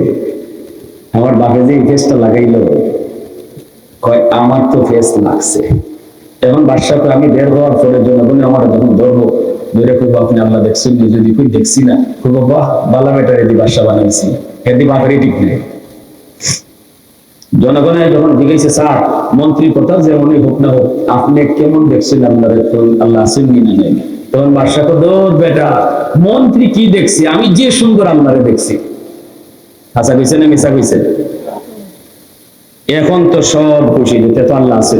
এভাবে সকলেই ঢুকতেছে, আর বাদশার ঘরে বাদশার বউ কইতেছে ওগো এখন আমার একটু চান্স লিয়ে দাও। বাদশা কই হয় আমাদের তুমি যেটাই ম্যাডাম রে দিছে বালা, ম্যাডামে গিয়ে যা দেখবার দেখছে, নাই তো আল্লাহ, কিন্তু বাইরে তো কেউ কয় না, বাইরে একটু আসল কথা কয় না, বাইরে তো গো আয়ু যাইগি বাদশারে লইয়া আইছে রাজদরবার। জনগণ এদিকে সবাই ঢুকতেছে, কেউই বাইরে হাসা কথা কয় না। এখন বাদশার লইয়া ম্যাডাম যখন রাজদরবার আইছে, রাতে ঘুমাইব, মহিলা মানুষ কোনটি না থাকার কারণে পেটের কথা বেশিক্ষণ রাখতে পারে, মহিলারা পেটের কথা বেশিক্ষণ রাখতে পারে। দেখবা আপনি যদি কোনো গোপন কথা গ্রামে খুব দ্রুত ছড়াইতে চান, তাহলে আপনি আপনার ম্যাডাম দেখালে করবেন এদের সাংঘাতিক গোপন কথা কেউ করি না, দেখবা মাশাআল্লাহ লাইট লাগতো না। এই আরো 3 জন ঘুমাই বার করবা সাবধান, আমরা ঘরের তাইলে কইছি কেউ খবর নাই, দেখো কেউ খবর না, কেউ কইও না, কইয়া এটাই খুব দ্রুত ছড়ায়, ঠিক না নি? যত গুরুত্বপূর্ণ কত হইব, খালি আপনি যদি চাইন রটাইতা এই কথাটা লাগাই দিবা, খালি এটা খুব গোপন, কেউ কইব এটা তাড়াতাড়ি প্রকাশ হইব। এখন রাত্রিবেলা বাদশারে নিয়ে যখন ঘুমাইছে, তখন ম্যাডামের কথানে পেটের বিষ কেমনে কইতো বাদশার গলায় গলায় গলায় লাগায়, নাকের সাথে নাক লাগায়, ঘেঁষাঘেঁষি করে খালি করে ওগো ওগো ওগো, তুমি এইগু ওগো করে গিতাবি কি একটা কথা কইতাম, কথা কইবে তো কয় বয়ে কইব না, দুর্বল হইব। কয় মা তুমি আমার প্রিয়, তুমি আমার ডার্লিং, তুমি আমার সাথে আবার ডরে কথা বলতে, এই দেখো নির্ভয় হও। কয় না আমার ডর করে, তুমি আবার আমার চিন্তা মনে করো। না না কিচ্ছু মনে করতো না, কইলাম পিতা কয় আজকে যে আল্লাহ দেখার ভালো গেছে, তুমি আল্লাহ দেখছো। বাদশা তো নাই বেজালি গেল, আমি তো এই কেন সেরে লিছি, এই কেন নেই বাদশার। তখন তো কেনে তোমার কিন্তু সন্দেহ হয় না, কিন্তু আমি মিশা মাতি জীবনী আমি আল্লাহরে দেখছি। তখন ম্যাডাম তোমার কপালটা যে অত ভালো, আমার কপালটা যে অত খারাপ। বাদশা কথা লিখে দিছে আমি আল্লাহ দেখছি না। আমার কথা বলি, তখন ওই বাদশা তোমার কথা শেষ নেই, আমার কথা সত্যি আমি আল্লাহ দেখছি না। এমনি ম্যাডামের কথা তো তুমি আমি যাতে যাতে মিলছি, তোমারও বাপের ঠিক নেই, আমারও বাপের ঠিক নেই। এখন কেউ কেউ ঠেলা দেওয়ার মতো না। তখন ম্যাডামে কয় এক কাম করো, তোমার মন্ত্রী এটা বলছেন এ নিয়ে আল্লাহ দেখছি, যেটা আগে পাঠাইছিলাম। বাদশাহ আর্মির আগে ডাকছে, দেখে কয় এর যেখানেও পাইবা এখানে তুলে নিয়ে যায়, দেরি করলে তুললে নিবে, ইমার্জেন্সি কল। মন্ত্রীকে ধরছে ভাই তাই সার বড় বড় কেনে ভাই কি হয়েছে? তো ভাই জানি না ভাই, তোরে কইছি দেরি করলে তোর তুলে নিয়ে যেতে। কয় বা আমি তো এমন কোনো কাম করছি না, তাই আইতে তাড়াতাড়ি তোমার হারাইতাম আর দল লাগাইতাম। কয় মন্ত্রী কলিজা তার হানি নেই, রাজ দরবারে ঢুকাইছে, দোকানি করে বাসায় আর্মি হলদে মন্ত্রী সব যাও বাইর, আর বাসায় খালি দল লাগায় আর জানালা লাগায়, ইয়ে কো স্যার, স্যার কিতা স্যার, স্যার আমি কোনটা করছি না স্যার, কোনটা করা লাগতো না, তুই একটা কথা কইবি হাসা কথা, কিতা স্যার আর কাছে আয়, আজকে যে আল্লাহ দেখার ভালা গেল তোর সবল আগে পাঠাইলাম, আল্লাহ দেখ বল লাগে তুই আল্লাহ দেখছো তুই দেখো সত্য করে বলবি, দিয়ে কই তোমার ভাই কয় স্যার আমি জীবনে মিশা কথা কইছি স্যার, আর আপনার লোক আমি মিশা মাতামাতি স্যার, আমি দেখছি স্যার যে সুন্দর আল্লাহ দেখছি, তখন বাদশাহ মনে মনে করে এটা তো এমনি হইতে না, আমার কথা কখন লাগবে, বাদশাহ কত খবর তো অনেক বাবা, কিন্তু আমি আর তোর ম্যাডাম আমরা দুইজনে যত খবর রয়েছি কিতা স্যার, আমরা দুজনের একজনও আমরা দেখছি না, কিন্তু হয়েছি না, হয় সারি ডিগ্রিটা হয়েছে হাসা স্যার দেখছেন না, কত স্যার একটা হাসা কথা হয়েছে, আর সাথে হারামির হারামি তোরে তো আগেই কইলাম তুই হাসা হইতে, তো কেমনে কইতাম স্যার কিতা হয় বলছেন কি, কিতা হয় মাইকে শুনছেন নি স্যার, ই ডরেন না স্যার মিশা মাত মারছি, আল্লাহর বংশ নাই স্যার, তখন ওই বাদশাহ বুঝছি ঘটনা তো এই কথাই ফেস লাগাইছে, তখন আর্মি টার্মি সব অর্ডার দিছে যাও তাড়াতাড়ি বাট করা করে ধরো, আইয়া দেখে এরা বস্তার মাঝে খালি টেহার ঢুকাইতেছে যাইতিয়া, আইয়া ওই দইরা একটা আর মাটিত না, এমন শুরু হয়েছে যত বাটফারি করছে ধরা ঠিক মতো আসেনি না নাই, আরো জোরফা আসেনি না নাই, এজন্য এই বাংলাদেশে স্বাধীনতার পর থেকে নিয়ে যারা আলেমদেরকে লইয়া এত মস্কারি করছো, এত জঙ্গিবাদের নাটক সাজাইছো, বিলেনের চরিত্র বানাইলেই টুপিদারি লাগাইছো, রাজাকার হইলেই টুপিদারি লাগাই দিছো, অথচ বহু রাজাকার বাংলাদেশে টুপিদারি ছাড়াও আসিল, কিন্তু রাজাকারের চরিত্র, বিলেনের চরিত্র, খুনির চরিত্র এমন লোক হইলেই তুমি তারে টুপিদারি লাগাইয়া তারে কালার করার চেষ্টা করেছো, শেষ পর্যন্ত ধরাটা ঠিক মতো হইছিনি না হইছে না, এজন্য সজাগ থাকো, মিথ্যা বেশি দিন চলে না, মিথ্যা চলে না, সত্যের উপরে থাকো, সত্যের উপরে মজবুত থাকো, সত্যের উপরে মজবুত ছিল শহীদ উসমান হাদি, জীবন দিয়া দিছে মরে নাই, শহীদ উসমান হাদি মানুষের কলিজায় জায়গা করে দিছে, ঠিক কিনা যুবক, কলিজায় জায়গা করে নিছে, কলিজায় উসমান হাদি কলিজায় জায়গা করে দিছে, ভার্সিটিতে পড়লে সে যদি আল্লাহকে ভুললো না, ভার্সিটিতে পড়লে যদি সে নামাজ ভুললো না, আজান হলে পরে দুস্থদেরকে কইতে দুস্থ চলো মসজিদের মিনার থেকে মালিক ডাকতেছে তার কদমে সেজদা দিয়ে আসি, মসজিদে ঘুমায় থাকতো, যে মানুষটা ছিল নরমের জায়গায় নরম, গরমের জায়গায় অতি গরম, যে মানুষটা তার শরীরের মধ্যে পচাপানি বানাইলে হইতো আরো ফলাও অসুবিধা নাই হাইসা হাইসা, এই মানুষটাই যখন আবার দেশের বিরুদ্ধে ষড়যন্ত্র দেখতো, ইসলামের বিরুদ্ধে কথা শুনতো, আগুনের চেয়েও বেশি গরম হয়ে যেত। মুহাম্মদুর রাসূলুল্লাহ والذين معه أشداء على الكفار رحماء بينهم, এই কথাটি আল্লাহ বলেছেন, আমার বন্ধু এবং আমার বন্ধুর সাহাবীদের আদর্শ কি জানো, তারা ছিল যেমন নরম তেমন ছিল তারা গরম, নরমের জায়গায় নরম, গরমের জায়গায় গরম, ব্যক্তি স্বার্থে তারা কখনো গরম হতো না, ব্যক্তি স্বার্থে তারা কখনো গরম হতো না, নিজের শরীরের উপরে ময়লা পানি পড়ছে গরম হওয়া যাবে না, এটা ইসলামের আদর্শ। আলী রাদিয়াল্লাহু তাআলা জিহাদের ময়দানে তিনি দুশমনদের নিচে ফালাইয়া দিয়েছেন, তলোয়ার চালায়া কল্লা কাটবেন তলোয়ার মাত্র লাগাইছেন, ওই মুহূর্তে নিচ থেকে দুশমন আলীর চেহারায় থুতু মারছে, সাথে সাথে হযরত আলী তলোয়ার ছাইরা তারে ছাইরা দিয়েছেন, চুপচাপ চলে যাইতেছেন আলী। দুশমন বলেছিল, আলী এটা তুমি করলা কি, আমারে তো তুমি আরো বেশি করে এখন কাটবার কথা, কারণ আমি কাটার মুহূর্তে তোমার মুখে থুতু মারছি। আলী কয়, না, আমরা জিহাদ করি ব্যক্তি স্বার্থের জন্য না, নিজের স্বার্থের জন্য না, আমরা যদি কাউকে মারি সেটা আল্লাহর জন্য, যদি মরি সেটা আল্লাহর জন্য, তুমি যে থুতু দিছো আমার ভয় লাগছে, তখনই কিয়ামতের মাঠে যদি আল্লাহ আমার জিগায়, আলী তুমি যে তারে হত্যা করছো এটা তোমার থুতু দেওয়ার কারণে হত্যা করছো, আমি আল্লাহর জন্য না, এই ভয়ে আমি তোমার ছেড়ে দিছি।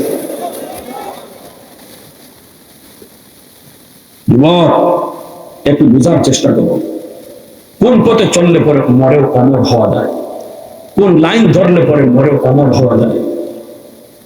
আর যদি তুমি ভুল পথে চলো তো তোমার জীবন হবে তুমি ফয়সলের পথে। ফয়সলের কারণে আজ তার বাপ মা কলঙ্কিত, ও কলঙ্কিত।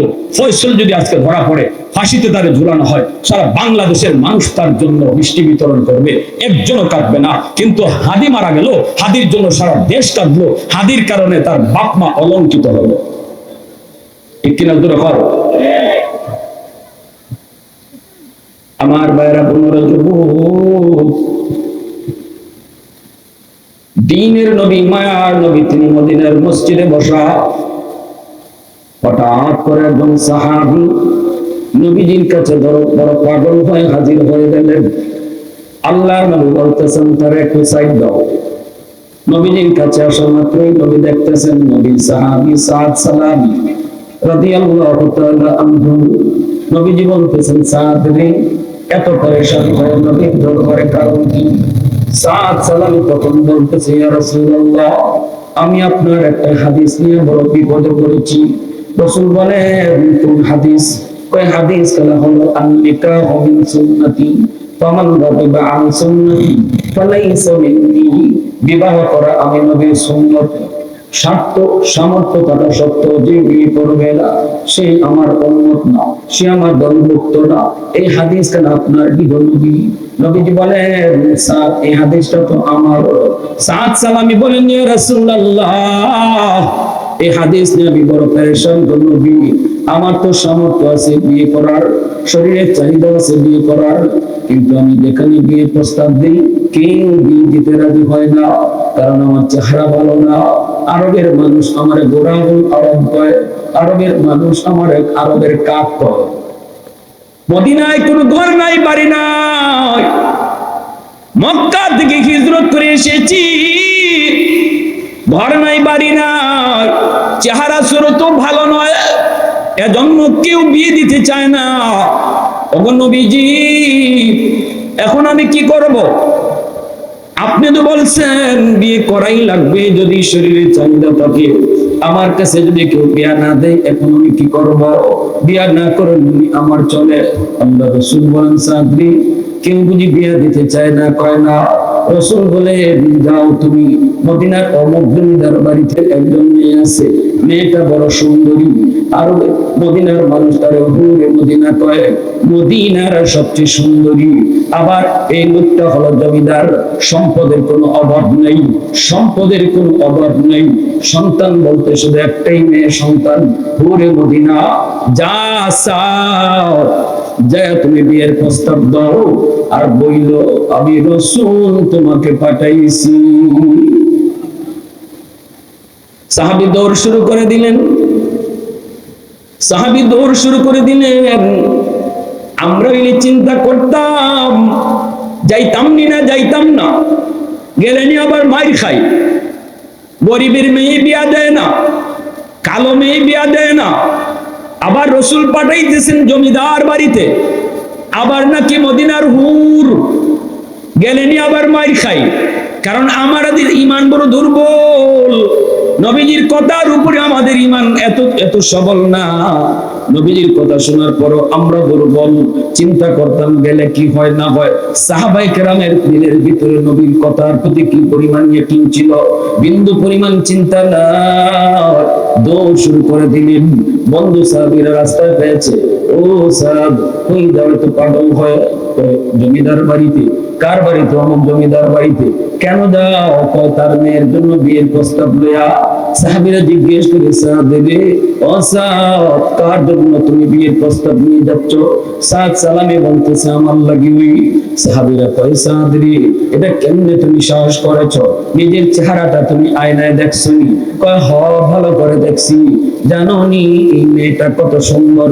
কয়, হ জানি, মেয়েটা মদিনার হুর। তাহলে কোন সাহসে তুমি যাইতেছো? সাদ সালামে বলে, আমি যাই নাই গো, আমাকে পাঠানো হয়েছে। কে তোমারে পাঠাইছে রে সাদ? কে তোমারে পাঠাইলো? সাদ সালামি কই, দু জাহানের বাদশা পাঠাইছে। আওয়াজ দিবেন না সুবহানাল্লাহ কইয়া? মদিনার বাদশা, মদিনার রাষ্ট্রনায়ক, আমার আপনার নবী, রহমতের নবী, দু জাহানের বাদশা আমাকে পাঠাইছেন। এই কথা বলতেই সাহাবীরা কয় তাহলে বেটা দ্রুত যা, দেরি করবি না, তাড়াতাড়ি যা। সুবহানাল্লাহ। কপাল তোমার খুলছি, যাইয়া দেখে জমিদার সে বাড়ির সামনে ইজি চেয়ারে বসা, সালামটা দিয়ে বলতেছে আমি সাদ সালামি, আমি আপনার কাছে এসেছি বিয়ার প্রস্তাব লইয়া, কাল লাগে আপনার মেয়ের লাগি। মেয়ের বাপে কয় পাত্রকে ডাক। সাদ সালামি মাথাটা নিচের দিকে দিয়া কয় আমি ওই হুরে মদিনার বাপের মাথা গরম হয়েছে। এ সাদ, নিজের চেহারা তুমি দেখছো নি আয়নায়? কয় হ্যাঁ। কোন সাহসে তুমি আমার মেয়ের জন্য প্রস্তাব দিয়েছো? সাদ সালামি তখনও কয় আমি প্রস্তাব দেই নাই গো, আমাকে দেওয়ানো হয়েছে। সুবহানাল্লাহ। কে তোমার দেওয়াইলো? দু জাহানের বাদশা আমাকে দেওয়াইছেন। এই কথা শোনা মাত্রই হুরে মদিনার বাপ ডাক দেয়া কয় সাদ, আমি আমার মেয়ের অভিভাবক, আমার মেয়ের ওলি, আমি যেখানে মন চাই সেখানে বিয়ে দিব। নবীকে মানি, নবীর সব কথা মানি, কিন্তু এটা পারলাম না। বলুন তো আপনারা নবীর কথা সব মানা লাগবো নি? সব মানন লাগবো। একটা যদি না মানেন এটা মানা হয়? এটা মানা হয়? আমার মতে মত নয়, নবীর মতে মত, এর নাম হলো উম্মত। ঠিক কিনা জোরে কও? আমার মতে মত নয়, নবীর মতে মত, এর নাম হলো উম্মত। ওই অবস্থায় হুরি মদিনার বাবা ভুল করেছে। সাদ সালামি তিনি চলে আসতেছেন, ভিতর থেকে হুরি মদিনা বের হয়েছে, আইসি বলতেছে বাবা গো কেউ কি এসেছে? বলে হ। কে এসেছিল? কয় সাদ সালামি। হুরি মদিনায় কয় বাবা আমি তারে চিনি, ইনি নবীর সাহাবী, কালো কুৎসিত, অনেক কালো, মদিনায় তার ঘর নাই বাড়ি নেই। এমনি বাপে কয় মা চিনছো? তাহলে কহ কেন আইছিল বাবা? মারে কুকো আইসে তোমার লাগি বিয়ার প্রস্তাব লইয়া, আমার তো মাথাটা গরম হয়ে গেছে, আমি তো বের করে দিছি। এই কথা বলতেই ঘুরে মদিনায় কয় বাবা গো, ও বাবা তুমি তারে জিগাই শুনি, সে কি নিজের থেকে প্রস্তাব দিছে নাকি তারে কেউ দেওয়াইছে? সুবহানাল্লাহ। আর একটা আওয়াজ দেখো না যুবক, এতক্ষণ তো মজা পাইছো, এখন খালি চোখের পানিটা দূরে রেখো। দেখো আল্লাহ রাসূলের সাহাবীদের কি করুন। যুবক একটু নিজেরে সাজাও, নিজেরে বুঝাও, নিজের আত্মাটারে সাজাও। তোমার দিকে জাতি তাকায় আছে। আমার রসুল যখন মক্কায় ইসলাম প্রচার করে তখন রসুলকে সবচেয়ে বেশি সহযোগিতা করেছে মক্কার যুব সমাজ। মক্কার যুব সমাজ রসুলের ডানে বামের সামনে ছিল। যুবকদের দ্বারা ইসলাম পৃথিবীতে চমকাইছে। মোহাম্মদ বিন তারেক, মোহাম্মদ বিন কাসিম সেই চলে এসেছেন ইরাক থেকে, ভারত জয় করেছেন। 17 বছরের একজন যুবক। রাজা দাহিরের জিন্দানখানায় দুইজন মুসলিম বোন বন্দী ছিল, তারা রক্ত দিয়া উরনাতে চিঠি লিখছিল হাজ্জাজ বিন ইউসুফের কাছে, আরামে ঘুমাও মুসলিম শাসক, তোমার দুই মুসলিম বোন ভারতের জালেমের জিন্দানখানায় বন্দী। এই কথাটা পাওয়া মাত্রই হাজ্জাজ বিন ইউসুফ তার ভাতিজা মোহাম্মদ বিন কাসিমকে নেতৃত্বে ভারতে পাঠাইছিল, যাও তোমার দুই বোনকে কারাগার থেকে উদ্ধার করো। মোহাম্মদ বিন কাসিম 17 বছরের যুবক ছিল। যে বাহিনী নিয়ে তিনি ভারত এসেছিলেন, সেই রাজা দাহিরের জিন্দান থেকে দুই মুসলিম বোনকে শুধু উদ্ধার করেন নাই, গোটা ভারতবর্ষে ইসলামের পতাকা রোপণ করে গেছে। তুমি সেই যুবক, মোহাম্মদ বিন কাসিমের উত্তরসূরি, তারিক বিন জিয়াদের উত্তরসূরি, সালাউদ্দিন আইয়ুবের উত্তরসূরি, শাহজালাল মুজররদে ইয়ামানের উত্তরসূরি, নাসিরউদ্দিন সিপাহ সালারের উত্তরসূরি। তুমি ঠিক কিনা জোরে খাও? নিজের পরিচয় কখনো ভুলে যাও না। যে জাতি তার নিজের পরিচয় জানে না সে সবচেয়ে বড় আহমক। যে নিজে তার নিজের পরিচয় জানে না তার মতো বোকা হতে পারে না। তুমি নিজেকে নিজে চিনো, তোমার দ্বারা পৃথিবীতে কি জয় হয়েছিল। কেন আজকে তুমি শিয়ালের মতো ঘুমায় রয়েছো বাঘ হইয়া? একটু জেগে দেখো, শিয়ালের রাজত্ব চলছে। একটা হুঙ্কার দাও, সকল শিয়াল তোমার হুঙ্কারে গর্তে পালিয়ে যেতে বাধ্য হবে।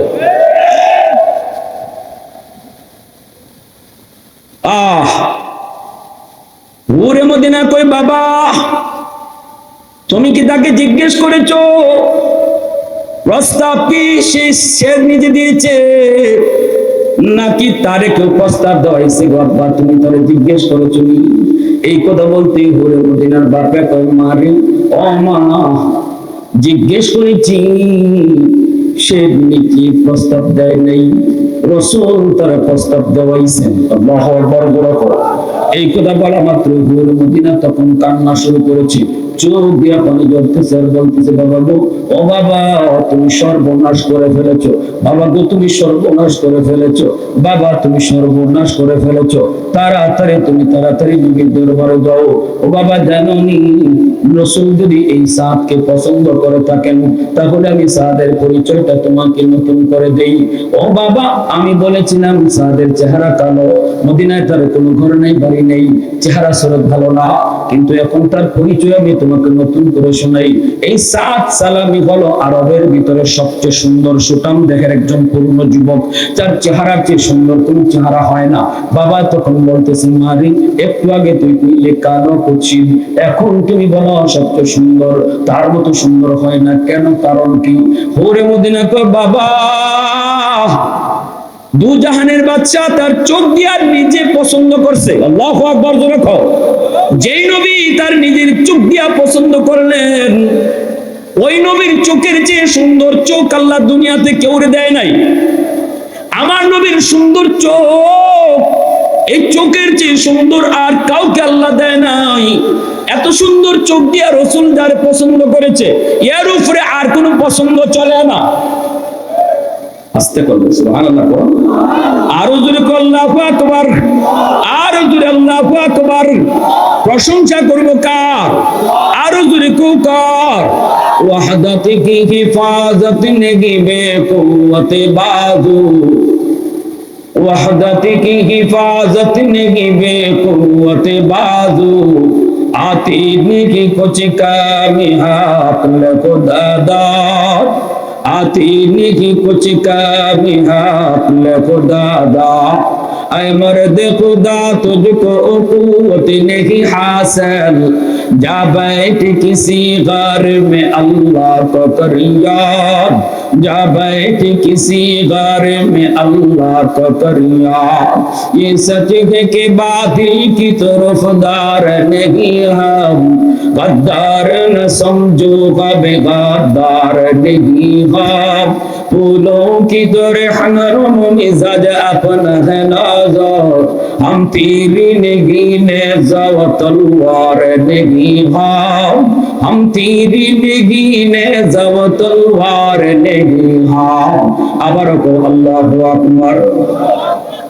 বাপে কই, মারে তুই আমার ঘুম ভাঙিয়ে দিলি, ও মা তুই আমার ঘুম ভাঙিয়ে দিলি। দ্রুত বাবারে পাঠাইছে, আব্বা তুমি সাদ নবীর দরবারে গিয়ে তোমার কথা কওয়ার আগে তুমি যে আমার কথাটা রাসূলকে জানাও। সুবহানাল্লাহ, জোরে কও। যাকো এই বিয়েতে আমি রাজি, তুমিও রাজি। বাবা দৌড়ে নবীর দরবারে চলে আসলো। সাদ সালামি খবর পৌঁছানোর আগে বাবা এসে বলতেছে, নবী গো, আপনি আপনার সাহাবীকে পাঠাইছেন আমার মেয়ের জন্য বিয়ের প্রস্তাব লইয়া, এই বিয়েতে আমিও রাজি, আমার মেয়েও রাজি।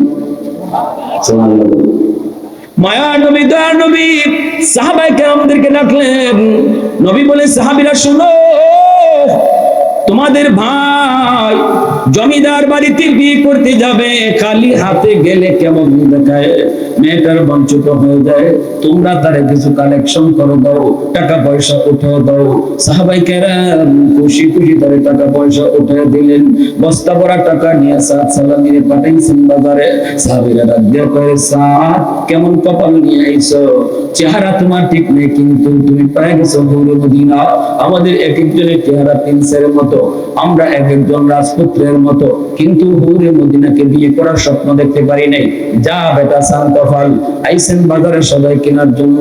সদাই তিনি কিনছেন বিয়ার সদাই, কিনে তিনি ঘোড়ার পিঠে সওয়ার হইছেন, তিনি যাবেন বাসর ঘরে। যাবেন কোথায়? বিয়ার আসরে, যেখানে আজকে একটা হুমদুম হবে, অনেক আনন্দ হবে, আরো অনেকই মানুষ অপেক্ষায় রয়েছে। হুরে মদিনা বাসর ঘরে বসা আছেন যদু, হাতের মধ্যে মেহেদি লাগাইয়া, হাতের মধ্যে পায়ের মধ্যে অলংকার পইরা, বান্ধবীদেরকে নিয়ে বাসর ঘরে বসা। সাদ সালামি আমার নবীর পছন্দের স্বামী আসতেছে। ওরে মদিনার মনের মধ্যে কত আনন্দ। এই দিন সাদ সালামি ঘোড়ার পিঠে সওয়ার হইয়া তিনি মাত্র রওনা দিবেন, এমনি তিনি শুনতে পেলেন বাজারে এই মাথা থেকে ওই মাথায় একজন মানুষ লাল কাপড় উঠাইয়া বিপদ সংকেত কইয়া আল জিহাদ করে ডাকতেছি। এ যুবক, এখন একটু চোখের পানি টানার চেষ্টা করে একটু খেয়াল করে শোনো। আল জিহাদ করে একটা মানুষ ডাকতেছি। আওয়াজটা যেই মাত্র সাদ সালামি কানে আসলো, সাথে সাথে ঘোড়ার লাগাম টান দিয়ে তিনি ঘোড়া আটকায় ফেললেন। মানুষটা ডাক দিয়ে বলতেছে, কে গো তোমরা, কোথায়? অমুক জায়গায় নবীর সাহাবীরা অমুক যুদ্ধে পরাজিত হওয়ার প্রতি দুশমন মুসলমানদের রক্তে জমিন লাল করে ফেলতেছে, মুসলমান পরাজিত হওয়ার পথে। আসনি এমন কোন বীর বাহাদুর, আসনি এমন কোন নবীর আশিক, আসনি আল্লাহর এমন কোন সৈনিক, আল্লাহু আকবার জোরে কও, আসনি আল্লাহর এমন কোন সৈনিক, অমুক যুদ্ধে যাবা, যায় মুসলমানদের পক্ষে তুমি জিহাদ করবা, যুদ্ধ করবা, আসনি এমন কেউ, মুসলমানের রক্তে জমিলাল হয়ে যাইতেছি। আওয়াজটা যেই মাত্র সাদ সালামির কানে আসলো, সাথে সাথে তিনি ঘোড়ার লাগাম টান দিয়ে ঘোড়ার আটকায়া নিজের মনকে জিজ্ঞেস করেন, এরে সাদের মন, তুই কোন দিকে যাবি? একদিকে গেলে পরে তোর জন্য বিয়ার আসর, একদিকে তোর জন্য গলার ফুলের মালা, একদিকে তোর জন্য হৌরে মদিনা বসা, একদিকে তোর জন্য অনেক মানুষ অপেক্ষায়, আর একদিকে গেলে পরে তোর গলা কাটা যাবে, শহীদ হবে, দুশমনের কাটায় পড়বে, কিন্তু তোর মুসলমান ভাইদের হয়তো বা বিজয় নিশ্চিত হবে। গেলে পরে তোর কল্লা কাটা যাবে, আরেকদিকে গেলে পরে তোর মাথায় মালা পড়বে। বলতো কোন দিকে যাবি রে সাদ? এ সাদ তুই বল, কোন পথে যাবি? রণাঙ্গনে যাবি নাকি ফুলের মালা পড়তে তুই গলায় দিবি? কোন দিকে তুই যাবি বল? সাদের মন তখনই সাদ কি জবাব দিয়ে কয়, ইন্নাল্লাহ হাশতারা মিনাল মুমিনিন আনফুসাহুম ওয়া আমওয়ালাহুম বিআন্না লাহুম জান্নাহ। সাদের মন তখন সাদকে ডাক দিয়ে কয়, এরে সাদ, তোমার জান আর মাল তো আল্লাহর কাছে বিক্রি, এই জান মাল তো আল্লাহ যিনি মালিক তিনি এখন চাইতেছে তুমি কারে জান দিতে চাও, মালিকে তো চায়। আল্লাহু আকবার জোরে কও। সাথে সাথে তিনি ঘোড়ারে পিছন দিকে ঘুরায় তিনি বাজারে আসলেন। আয়েশা সদাই গুলি ফেরত দিয়া টাকাটা হাতের মধ্যে লইয়া এই টাকা দিয়ে তিনি ধারালো একটা তলোয়ার কিনলেন, অনেক মজবুত দামি একটা তলোয়ার তিনি কিনলেন, কিনে তিনি জিহাদের ময়দানের দিকে রওনা দিয়ে দিলেন। এই দিকে সবাই অপেক্ষা, বাসর ঘুরে মদিনা বসা, কিন্তু সাদ সেই বাসর ঘরের দিকে না দেয়া জিহাদের ময়দানের দিকে ঘোড়া চালায় দিলেন। দুশমনের ভিড়ের মধ্যে ঢুকে পড়লেন ঘোড়া নিয়া, একটা আওয়াজ শুধু দিলেন, এর দুশমনের দল, আমি সাদ চলে এসেছি। আমার আজকে যাওয়ার কথা ছিল বিয়ার আসরে, কিন্তু চলে এসেছি জিহাদের ময়দানে। আমি সাদের তলোয়ারের নিচ থেকে একটা বেঈমানকেও আমি জীবিত যাইতে দিব না, একটা বেঈমানকেও জীবিত যাইতে দিব না। তলোয়ার চালানো শুরু করলেন। আল্লাহ তার তলোয়ারের মধ্যে এত শক্তি দিলেন, এক একটা ঘোড়ানি দেয় শয়ে শয়ে দুশমনের কল্লা জমিনে পড়ে যায়, এক একটা ঘোড়ানি দেয় শয়ে শয়ে দুশমনের কল্লা জমিনে পড়ে যায়। এইবার সাদ সালামি অসংখ্য দুশমনকে জাহান্নামে পাঠাইয়া, দুশমনগুলি তখন দিশেহারা হয়ে গেছে। মুসলমান যারা পরাজিত হওয়ার পথে ছিল তারা হঠাৎ করে দেখে তাদের সাহায্য চলে এসেছে, দুশমন ফালাইতে শুরু করছে। একজনের আঘাত দুশমন টিকতে পারে না, মুসলমানরা আবার তারা সাহস নিয়ে ফিরে দাঁড়ালো। দুশমনে কয়, যার কারণে আমরা নিশ্চিত বিজয় থেকে আমরা হেরে গেলাম, এর তাড়াতাড়ি শেষ করো। বৃষ্টির মতো সাদ সালামির দিকে তীর মারতে লাগলো, প্রতিটা তীর সাদ সালামির দেহের মধ্যে এসে লাগতেছে, চালবির মতো যাত্রা হয়ে গেছে সাদ সালামির দেহটা। অসংখ্য দুশমনদের জাহান্নামে পাঠাইয়া মুসলমানের বিজয়ের নিশ্চিত কইরা সাদ সালামি সেই যুদ্ধের ময়দানে ঘোড়ার পিঠ থেকে মাটিতে পড়ে আর ডাক দেয়া কয়, মালিক তোমার বন্ধুর কাছে আমার সালামটা বাতাসে পৌঁছে দিও, তোমার হাবিবের কাছে সালাম পৌঁছে দিও, আল্লাহ বাতাসের মাধ্যমে নবীর কাছে সালাম পৌঁছে দিও। ভাইরা বন্ধুরা, সাহাবায়ে কেরাম তারা দেখলেন এই যুদ্ধে তাদের বিজয় হলো, কিন্তু কে তাদের সাহায্যে এসেছিল? চেহারাটা দেখে সবাই কান্না শুরু করে দিল, হাইরে সে তো সাদ সালামি, আজকে তো তার বিয়ার আসরে যাওয়ার কথা, আমরা না তার চাঁদা কালেকশন করে দিয়ে আসলাম, যাবে তো বিয়ার আসরে, কিন্তু আসলো জিহাদের ময়দানে, আমাদের বিজয় নিশ্চিত করলো। দৌড়ে একজন সাহাবী মদিনায় চলে গেছেন, মায়ার নবী দয়ার নবী বাতাসের মাধ্যমে সাদের সালাম রাসূল পেয়ে গেছে। রাসূল আত্মা জবাব দিয়ে উঠছে, ওয়া আলাইকুমুস সালাম ইয়া সাহাব। সাহাবীরা কই, নবী গো কারো সালাম তো আমরা শুনলাম না। রাসূল কয়, আমার সাদের সালাম বাতাসে পৌঁছে দিয়েছে। আল্লাহ নবী কই চলো জিহাদের ময়দানে আমাকে নিয়ে যাও। মায়ার নবী আয়েশা সালামের দেহটা নিজের হাতে উঠালেন, উঠে আল্লাহ নবী নিজে জানাজা দিলেন, রাসূল কবরস্থ করবেন। ওই অবস্থায় সাহাবায়ে কেরাম দেখতেছেন নবী একবার নিচের দিকে তাকান, আরেকবার রাসূল আসমানের দিকে তাকান। নিচের দিকে যখন তাকান তখন সাদের দিকে তাকাইয়া রাসূল কাঁদেন, আবার আসমানের দিকে যখন তাকান রাসূল মুস্কি হাসেন। সাহাবীরা ডাক দেয়া করেন, নবী আপনি নিচে তাকাইলে কাঁদেন কেন, উপরে তাকাইলে আপনি হাসেন কেন? রাসূলকে আমি নিচে যখন তাকাই, আমার সাদের দিকে তখন তাকাই, তখন আমি কাঁদি। আমার সাদ কত বড় কুরবানি করেছে, একজন মানুষের জীবনের সবচেয়ে আনন্দ, মানুষের জীবনের সবচেয়ে আনন্দের মুহূর্তটা কুরবানি দিছে। কিন্তু যখন আমি আসমানের দিকে তাকাই তখন দেখি প্রথম আকাশে আল্লাহ পাক জান্নাতি হুরদেরকে নামায়া দিছে। আর জান্নাতি হুররা বাসর ঘরের মধ্যে অলংকার পইরা মেহেদি লাগাইয়া হুরেরা আমারে ডাইকা কয়, নবী গো আপনার যে সাহাবী দুনিয়ার হুরের মায়া কুরবানি দিয়া আল্লাহ রাসূলের জন্য জীবন দিয়া দিল, আল্লাহ পাক আমাদেরকে জান্নাতি হুরদেরকে বাসর ঘরে বসায় রাখছে মেহেদি লাগাইয়া অলংকার পরাইয়া। যত তাড়াতাড়ি আপনি কবরে রাখবেন তত তাড়াতাড়ি আল্লাহ আমাদের সাথে সাদের বিয়া পরায়া দিবে। والليل में जुल्फ मोहम्मद का तरन्नुम والشمس में रुखसारा अहमद का तरन्नुम والفجر में सुबह रिसालत की बिशारत والعصر में दूर नबूवत की बिशारत हर फूल में रूए मदीना का तबस्सुम शाखा की लचक में बेकदा का तकल्लुम यासीन से मौला ने कभी उनको पुकारा हामीम कभी और कभी तासीन इशारा ये रमज़ है कुछ आशिक माशूक के माबैन समझाए जिन्हें खल्क़ों में एक सरवर कौनैन समझाए जिन्हें खल्क़ों में एक सरवर कौनैन। मुसलमाনের আওয়াজ দাও আল্লাহু আকবার, আরেকটু জোরে দাও আল্লাহু আকবার। এই যুবক সাইডে দিচ্ছে একটু মন দিয়ে শেষ কথাটা। আল্লাহ পাক তোমার মতো যুবকের কারণে জমিন আল্লাহ টিকায় রাখছে, তোমার মতো যুবক হাদির মতো যুবকের কারণে আল্লাহ জমিন টিকায় রাখছে। এটা হাদিসে কুদসির কথা। আল্লাহ নিজে বলেছেন লাউলা মাশাইখুর রুক্কা ওয়াশ-শাবাবু খুশশা ওয়াল আতফালু রুদ্দা ওয়াল আনআমু রুদ্দা লাজআলতুস সামাআ হাদিদা ওয়াল আরদা খাফসাফা ওয়াত তুরাবা রামাদা ওয়ামা আনজালতু মিনাস সামাই কাতরা ওয়ামা আমবাতু মিনাল আরদি নাবাতা বাল আনজালতু আলাইকুমুল আযাবা সাব্বা। আল্লাহ কয় দারুদি জমিন, এই জমিন আমি আল্লাহ দেখতেছি। এই জমিনের ভিতরে কত গুনাহ হয়, কত অত্যাচার হয়, কত জুলুম হয়, কত নাফরমানি হয়, এরপর আমি কেন নগদ ধরি না জানি? কারণ এই মানুষকে আমি আল্লাহ বড় আদর করে বানিয়েছি। আসমান আল্লাহ বানিয়েছেন কুন ফায়াকুন লইলা, জমিন আল্লাহ বানিয়েছেন কুন ফায়াকুন লইলা, ফেরেশতা আল্লাহ বানিয়েছেন কুন ফায়াকুন লইলা। কিন্তু আমারে আপনারে আল্লাহ পাক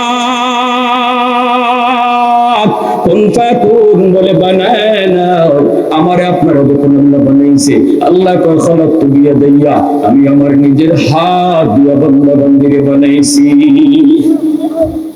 আল্লাহ কইরে জমিন কেন আমি নগদ গজব দেই না, আযাব দেই না জমিনে জানোনি?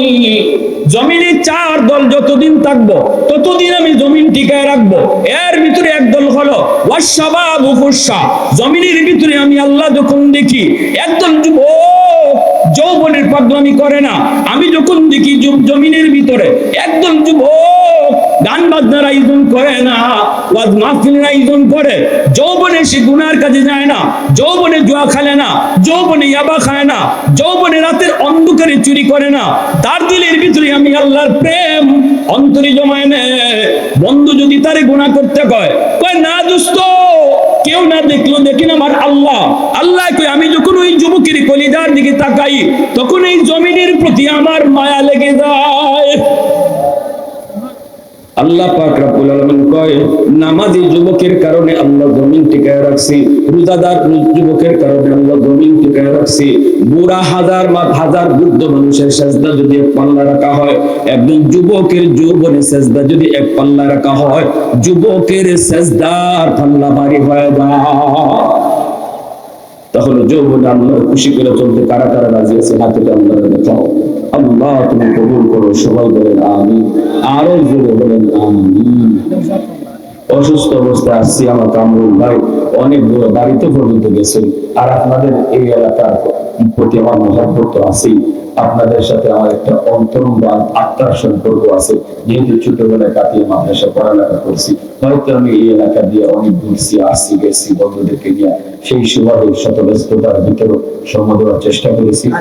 গেছিল হ্যাঁ, কে কালেকশন মাহফিলের লাগে কিসের জন্য মাহফিলের জন্য, আর অবশ্য মাহফিলটা হইতো না ইনশাআল্লাহ।